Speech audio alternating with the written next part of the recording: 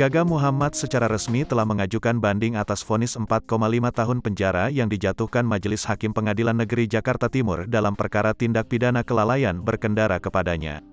Kepala Humas Pengadilan Negeri Jakarta Timur Alex Adam Faisal mengatakan upaya banding itu dilakukan penasihat hukum Gaga ke Pengadilan Negeri Jakarta Timur.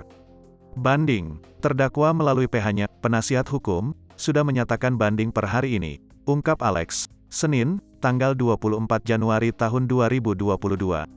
Sebelumnya saat sidang putusan yang dilakukan pada Rabu, tanggal 19 Januari tahun 2022, kemarin, Gaga dan tim penasihat hukum sempat menyatakan pikir-pikir sebelum mengambil langkah hukum.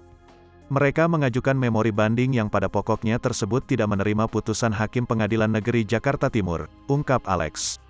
Alex menambahkan dengan adanya upaya dari Gaga yang mengajukan banding tersebut, maka perkara yang mengakibatkan almarhum Laura Anna lumpuh akan digelar di Pengadilan Tinggi. Sebelumnya, Gaga Muhammad divonis bersalah oleh Majelis Hakim Pengadilan Negeri Jakarta Timur, Rabu, tanggal 19 Januari tahun 2022, terkait perkara tindak pidana kelalaian berkendara. Ketua Majelis Hakim Pengadilan Negeri Jakarta Timur, Lingga Setiawan menyatakan pihaknya menjatuhkan vonis hukuman 4,5 tahun penjara kepada Gaga karena kelalaian.